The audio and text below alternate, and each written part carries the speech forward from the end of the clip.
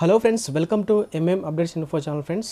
Friends ఈ వీడియోలో అంగన్వాడీ స్కూల్కి సంబంధించి నోటిఫికేషన్ రిలీజ్ అయిందండి. మనకి డీటెయిల్గా అయితే ఈ వీడియోలో ఎక్స్ప్లెయిన్ చేస్తాను ఫ్రెండ్స్.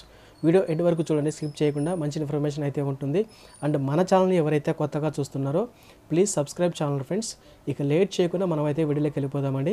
సో ఫ్రెండ్స్, మనకు ఈ యొక్క అంగన్వాడీ స్కూల్ నోటిఫికేషన్ ఏంటంటే, ఏదైతే కనుక మనకి అంగన్వాడీ కార్యకర్త, అంగన్వాడీ సహాయకురాలు, మినీ అంగన్వాడీ కార్యకర్త 3 రకాల పోస్టులకి మనకి నోటిఫికేషన్ అయితే రిలీజ్ అవ్వడం జరిగిందండి.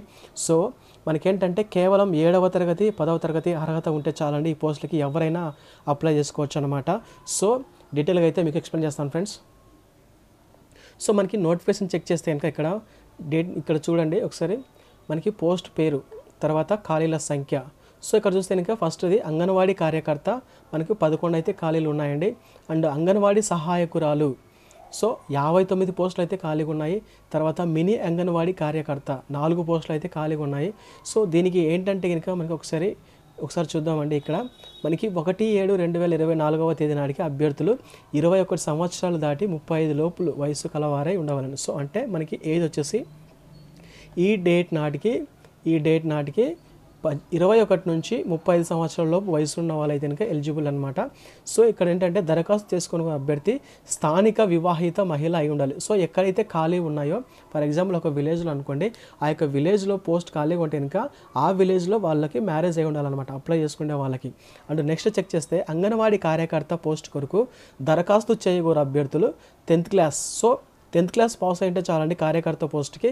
అండ్ అంగన్వాడీ సహాయకురాలు, మినీ అంగన్వాడీ కార్యకర్త పోస్టులకు దరఖాస్తు చేయగోరు వారు జస్ట్ 7th క్లాస్ పాస్ అయితే చాలన్నమాట. సో అంగన్వాడీ కార్యకర్త పోస్టుకి 10th క్లాసు, మినీ అంగన్వాడీ కార్యకర్త మరియు అంగన్వాడీ సహాయకురాలకైతే 7th క్లాస్ ఉంటే సరిపోతుంది అన్నమాట. 7th క్లాస్ పాస్ అయితే చాలు.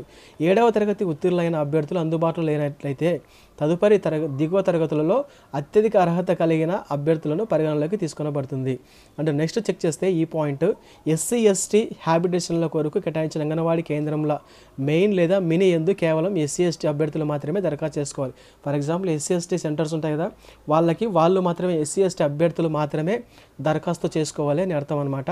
అండ్ నెక్స్ట్ నోటిఫై చేయబడిన SC ST అంగన్వాడీ కేంద్రములకు SC ST అభ్యర్థులు మాత్రమే దరఖాస్తు చేసుకునవలను. మరియు నోటిఫై చేయబడిన SC ST అంగన్వాడీ కేంద్రంలో పోస్టులకు సంబంధించి 21 సంవత్సరాలు దాటిన అభ్యర్థులు అందుబాటులో లేనప్పుడు 18 సంవత్సరాల వయసున్న అభ్యర్థులు దరఖాస్తులు పరిగణలోకి తీసుకొనబడును. సో 18 to 35 years అనమాట. ఇంకా చూద్దామండి ఒకసారి కిందకి స్క్రోల్ చేసి. సో ఫ్రెండ్స్, ఈ యొక్క పోస్ట్ అనేటివి ఏ విధంగా భర్తీ చేస్తారనేది మనకు ఒక సీక్వెన్స్ అయితే ఇచ్చారు. దీని ప్రకారం వాళ్ళైతే కనుక భర్తీ చేస్తారంట. సో 10th క్లాస్ పాస్ వచ్చిన మార్క్స్ దాంట్లో బేస్ చేసుకొని 50 మార్క్స్ అయితే కన్సిడర్ చేస్తారు. And pre school teacher training మీరు ఏమైనా ప్రీ స్కూల్ టీచర్ ట్రైనింగ్ ఏమైనా చేస్తుంటే కనుక దాన్ని బట్టి కూడా వీళ్ళు 5 మార్క్స్ అయితే కన్సిడర్ చేస్తారు. అండ్ తర్వాత విడో అంటే విధవరాలు, సో వాళ్ళు అయితే కనుక 5 మార్క్స్ కన్సిడర్ చేస్తారు. And widow with minor children, so పిల్లలు ఉండి విధవరాలు అయితే కనుక వాళ్ళకి 5 మార్క్స్ కన్సిడర్ చేస్తారు. And candidates who is orphan, అనాథలు, and who has been and intimate of Balsadan, so అనాథలు అయితే కనుక వాళ్ళకి 10 మార్కులు కన్సిడర్ చేస్తారు. అండ్ డిఫరెంట్ ఏబుల్డ్ క్యాండిడేట్స్ వాళ్ళకి 5 మార్క్స్ కన్సిడర్ చేస్తారు. సో ఓవరాల్ ఇంటర్వ్యూ అయితే 20 మార్క్స్ అయితే ఉంటుందన్నమాట. సో ఇవన్నీ ఏంటంటే జస్ట్ మీకు వచ్చిన 10th క్లాస్ బేస్ మార్క్స్ చేసుకొని, అండ్ తర్వాత విడో, తర్వాత ఆర్ఫన్, తర్వాత ఇవన్నీ కన్సిడర్ చేసుకొని మార్క్స్ అయితే యాడ్ చేస్తారు. తర్వాత ఈ లాస్ట్ 20 మార్క్స్ వచ్చేసి మీకు ఒక ఇంటర్వ్యూ అయితే కనెక్ట్ చేయడం జరుగుతుందన్నమాట. సో ఇవన్నీ కన్సిడర్ చేసి 100 మార్క్స్ అయితే ఇంకా మెరిట్ తీయడం జరుగుతుందన్నమాట. సో ఇంకా ఒకసారి చూద్దాము. సో ఫ్రెండ్స్, పైన వాటికి సంబంధించి కావున అభ్యర్థులు తెలుపబడిన 1 నుంచి 5 ఫార్మేట్లకి సంబంధించి పూర్తి సమాచారంను దరఖాస్తు ఫారం యందు ఖచ్చితంగా నమోదు చేసి అప్లికేషన్ ఫిల్ చేసి దానికి సంబంధించిన సర్టిఫికేట్స్ ఏవైతే ఉన్నాయో అవన్నీ ఫిల్ చేసి గెజిటెడ్ ఆఫీసర్తే అటెస్టెడ్ అంటే సైన్ చేయించాలన్నమాట, జిరాక్స్లు వాటి మీద. సో ఖచ్చితంగా జతపరచవాలని అప్లికేషన్తో పాటు సర్టిఫికేట్స్ అన్ని జత చేసి అప్లికేషన్ అనేది ఆఫీస్లో సబ్మిట్ చేయవలసి ఉంటుందన్నమాట. ఎక్కడ సబ్మిట్ చేయాలనేది మీకు డీటెయిల్గా చెప్తానండి. అండ్ ప్రభుత్వ ఉత్తర్వు నంబర్ సంఖ్య 39/6/2011 ప్రకారం పైన తెలుపబడిన ఖాళీల భర్తీ యందు ICDS ప్రాజెక్ట్ ఒక యూనిట్గా పరిగణిస్తూ రూల్ ఆఫ్ రిజర్వేషన్ అమలు చేయబడుతుంది. సో రిజర్వేషన్ ప్రకారము ఫిల్ చేస్తారన్నమాట పోస్టులు అనేటివి. సో ఇక్కడ చెక్ చేస్తే కనుక ఇక్కడ ఉన్నటువంటి నిబంధనల ప్రకారం వ్యాలిడిటీ అంటే ఆ యొక్క మీకు ఏవైతే for example caste certificate, income certificate, disable certificate అవన్నీ ఉంటాయి కదా, అవన్నీ కూడా వ్యాలిడిటీ అనేవి కలిగి ఉండాలన్నమాట. సో వ్యాలిడిటీ కలిగిన ధృవీకరణ పత్రముల నకలు అంటే జిరాక్సులు దరఖాస్తునకు ఖచ్చితంగా, ఫర్ ఎగ్జాంపుల్ డిసేబుల్ పర్సన్స్ అయితే కనుక డిసేబుల్ సర్టిఫికేట్ అనేది ఖచ్చితంగా అప్లికేషన్తో పాటు మీరు ఆ యొక్క అప్లికేషన్ అనేది జత చేసి ఉండాలన్నమాట. సో అప్పుడు మాత్రమే మీ యొక్క డిసేబుల్ వాళ్ళు కన్సిడర్ చేయడం జరుగుతుందన్నమాట. అండ్ నెక్స్ట్ చెక్ చేస్తే కనుక అట్లు జతపరచని ఎడల వాటికి సంబంధించిన సమాచారంను పరిగణలోకి తీసుకొనబడదు. సో అదనమాట, అట్టి దరఖాస్తులు ఇన్వాలిడ్గా పరిగణించబడును. అండ్ నెక్స్ట్ చెక్ చేస్తే కనుక కమిషనర్ మహిళాభివృద్ధి మరియు శిశు సంక్షేమ శాఖ ప్రకారం అభ్యర్థుల ఎంపికలు అంగన్వాడీ కేంద్రం ఉన్న గ్రామమును స్థానికతకు. సో మీ ఊర్లో కనుక పోస్ట్ ఖాళీగా ఉంటే ఫస్ట్ ఆ ఊర్లో ఉన్న వాళ్ళకే, స్థానికంగా నివసించిన వాళ్ళకే ప్రయారిటీ అనేది తీసుకోవడం జరుగుతుందన్నమాట. ఇంకా చెక్ చేద్దాము పాయింట్స్.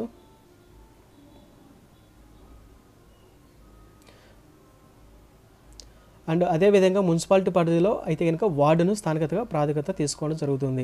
సో కావున అభ్యర్థులు వారి స్థానికతకు సంబంధించి పూర్తి సమాచారమును దరఖాస్తు ఫారం యందు నిర్దేశిత కాలంలో పొందుపరిచి వాటి ధృవీకరణ పత్రములు అనగా Aadhaar card, ration card, voter card, Mee Seva ద్వారా జారీ చేయబడిన ధృవీకరణ పత్రములను విధిగా దరఖాస్తు చేయగలను. సో ఫర్ ఎగ్జాంపుల్ ఏంటంటే ఈ స్థానికత ఆధారంగా చేసుకొని పోస్టులు భర్తీ చేస్తారు కాబట్టి దానికి సంబంధించిన ప్రూఫ్గా ఏదైనా మీ యొక్క ఆధార్ కార్డు అనేది ఒక జిరాక్స్ అనేది అప్లికేషన్తో పాటు జత చేయవలసి ఉంటుందన్నమాట, అప్లికేషన్తో పాటు.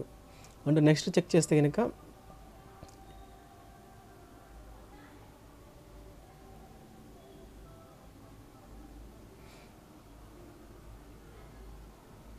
సో ఇక్కడ చూస్తే కనుక అంగన్వాడీ కార్యకర్త, అంగన్వాడీ హెల్పర్, గౌరవ కార్యకర్తలు కావున ఈ నియామకం పూర్తిగా తాత్కాలికము మరియు పోస్టులకు నియామకం అభ్యర్థులు ప్రభుత్వ నిబంధనల ప్రకారం గౌరవ వేతనం మాత్రమే చెల్లించబడును. అండ్ నెక్స్ట్ ఇంకా చెక్ చేస్తే సో ఇక్కడ ఒక పాయింట్ ఇచ్చారు, దరఖాస్తు చేయగల అభ్యర్థులు తమ పూర్తి బయోడేటాతో పైన తెలుపబడిన విధంగా వారి అర్హతలకు సంబంధించి అన్ని ధృవీకరణ పత్రంలో ఏదైనా గెజిటెడ్ ఆఫీసర్స్ అటెస్టెడ్ చేయించి సంబంధిత శిశు అభివృద్ధి పథక అధికారి వారి కార్యాలయం ముందు సమర్పించి తగు రసీదు పొందవలెను. సో ఇది ఫ్రెండ్స్, ఎవరైతే ఇంకా 7వ తరగతి 10th క్లాస్ అర్హత క్వాలిఫికేషన్ ఉన్నారో వారి అర్హతలకు సంబంధించి ఆ యొక్క పోస్ట్కి మీ ఊర్లో ఉన్నటువంటి పోస్ట్ని ఖాళీని బట్టి మీరు అప్లై చేసుకోవాల్సి ఉంటుందన్నమాట. మీకు క్యాస్ట్ సర్టిఫికేట్ కానీ, తర్వాత డిసేబుల్ సర్టిఫికేట్ ఏ ఉన్నా కూడా, తర్వాత ఇక్కడ స్థానికతకు సంబంధించి కూడా మీరు ఆ యొక్క ఆధార్ కార్డు లేదా ఓటర్ కార్డు, రేషన్ కార్డు లేదా అప్లికేషన్తో పాటు ఇవన్నీ మీరు సంబంధిత కార్యాలయంలో అంటే ఐసిడిఎస్ ఆఫీస్లో మీరు ఇవ్వవలసి ఉంటుందన్నమాట, అప్లికేషన్ అనేది ఫిల్ చేసింది. సో ఒకసారి చూద్దాం ఇంకా ఎక్కడెక్కడ ఖాళీలు ఉన్నాయంటే అనేది. సో ఇక్కడ మనకు లాస్ట్ డేట్ చెక్ చేస్తే కనుక, లాస్ట్ డేట్ చూస్తే కనుక దరఖాస్తు చేసుకునేందుకు ఆఖరి తేదీ వచ్చేసి మనకి 17/9/2024 సెప్టెంబర్ 17 అండి. ఇంటర్వ్యూ అని చెప్పారు కదా, 20 మార్క్స్ ఇంటర్వ్యూ అని చెప్పారు కదా, అది వచ్చేసి మనకి 28వ తారీఖు 9వ నెల. సో ఈ నెల 28వ తారీఖు మనకి ఈ యొక్క ఆఫీసు జిల్లా మహిళా మరియు శిశు సంక్షేమ సాధికార అధికారి వారి కార్యాలయము కడప, ఈ ఏరియాలో ఈ యొక్క ఆఫీస్లో మనకైతే ఇంకా ఇంటర్వ్యూ అనేది కండక్ట్ చేయడం జరుగుతుంది. 28వ తారీఖు ఈ యొక్క ఆఫీస్లో మనకి ఇంటర్వ్యూ అనేది కండక్ట్ చేయడం జరుగుతుంది. అప్లై చేసుకున్న వారు కంపల్సరీ అటెండ్ అవ్వవలసి ఉంటుందన్నమాట. సో ఎక్కడెక్కడ ఖాళీలు ఉన్నాయనేది మనకి ఇక్కడ లిస్ట్ అయితే ఇచ్చారండి. సో ఒక్కసారి ఇది మీరు ప్రింట్ తీసుకొని ఇక్కడ సీకే దిన్నె, తర్వాత కడప, తర్వాత ముద్దునూరు, తర్వాత ప్రొద్దుటూరు అర్బన్, తర్వాత చాపాడు, తర్వాత Proddatur rural. And next check చేస్తే కనుక సో ఈ లిస్ట్ అంతా మనకి ఉందన్నమాట. దాదాపుగా 38 ఏరియాస్ అయితే ఉన్నాయన్నమాట. సో ఇక్కడ అయితే కనుక ఖాళీలు అయితే ఉండడం జరిగిందనమాట. మీరు ఒకసారి ప్రింట్ తీసుకొని మీ ఊరిలో ఖాళీ ఉందా లేదా అనేది ఎలిజిబిలిటీ చెక్ చేసుకొని మీరు అప్లై చేసుకోవాల్సి ఉంటుంది అనమాట, ఎవరైతే అప్లై చేయాలని ఇంట్రెస్ట్తో ఉన్నారో వాళ్ళు అనమాట. సో అప్లికేషన్ అనేది ఫిల్ చేసి సంబంధిత సర్టిఫికేట్స్ అన్ని అటాచ్ చేసి అక్కడ కడపలో ఉన్నటువంటి ఐసిడిఎస్ ఆఫీస్లో మీరు ఇవ్వవలసి ఉంటుందన్నమాట. 28వ తారీఖు ఖచ్చితంగా ఇంటర్వ్యూకి అటెండ్ అవ్వాల్సి ఉంటుంది. ఇది అప్లై చేసుకోవడానికి మీ యొక్క అప్లికేషన్ అనేది మాన్యువల్గా మీరు ఫిల్ చేసి, ఆన్లైన్లో కాదండి, మాన్యువల్గా ఫిల్ చేసి మీరు హ్యాండ్ ఓవర్ చేయవలసి ఉంటుందన్నమాట. అప్లికేషన్ అనేది 17వ తారీఖు లోపల, ఈ నెల 17వ తారీఖు లోపల ఆ యొక్క ఆఫీస్లో సబ్మిట్ చేయవలసి ఉంటుందన్నమాట. సో ఇది ఫ్రెండ్స్ వీడియో అయితే కనుక, వీడియో కనుక యూస్ఫుల్ అనిపిస్తే లైక్ చేయండి ఫ్రెండ్స్, సపోర్ట్ చేయండి. అండ్ మన ఛానల్ ఇంకా ఎవరైతే సబ్స్క్రైబ్ చేసుకోలేదో please subscribe channel friends. Thank you.